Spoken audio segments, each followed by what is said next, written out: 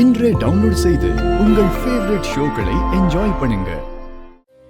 அவங்க விருப்பத்துக்காக வேற வழியே இல்லாம நான் கல்யாணத்துக்கு சரின்னு சொல்லிட்டேன். அப்படி ஒரு கட்டாயத்துல அந்த கல்யாணம் நடக்க இருந்த சமயத்துல தான் என்ன அவர் வந்து காப்பாத்தினாரு. நடக்க இருந்த கல்யாணத்தையும் நிறுத்தினாரு. அதாவது உங்க ஹஸ்பண்ட். இன்ட்ரெஸ்டிங். சரி, அவர் அவ்வளவு நல்லவரா? ஆமா, ரொம்ப நல்லவர் தான். அந்த டைம்ல எனக்கு பிரச்சனைன்னு வந்த எல்லா இடத்துலயும் அவர் எனக்காக வந்திருக்காரு, எனக்காக பேசியிருக்காரு, எனக்காக சண்டை போட்டிருக்காரு. எனக்காக மட்டும் இல்ல, தமிழுக்கு அவர்தான் எல்லாமுமா இருந்தாரு. உண்மையை சொல்லணும்னா இன்னைக்கு தமிழ் உயிரோட இருக்கிறதுக்கு காரணமே அவர்தான். நீங்க சமீபத்துல தமிழை காப்பாத்தின மாதிரியே அவரும் ஒரு கட்டத்துல தமிழ் உயிரை காப்பாத்திருக்காரு. பாரதி, நீங்க அவரை பத்தி பேசுறப்போ ரொம்ப எமோஷனலா இருக்கீங்க. அப்போ உங்களுக்கு அவரை அவ்வளவு பிடிக்குமா? சரி, அதை விடுங்க. உங்களுக்கும் உங்க ஹஸ்பண்டுக்கும் என்ன பிரச்சனை? உங்களுக்கு அவரை பிடிக்கும்னு எனக்கு தெரியுது. ஆனா ஏன் பிரிஞ்சீங்க?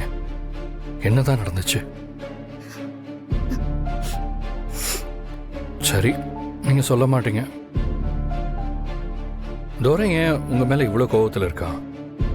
துரைக்கும் உங்களுக்கும் அப்படி என்னதான் பிரச்சனை? வீட்ல எல்லாரும் கல்யாணத்துக்கு ஏற்பாடு பண்ணதும் அவனுக்கும் என்ன கல்யாணம் பண்ணியே ஆகணுங்கிற மாதிரி ஆயிடுச்சு.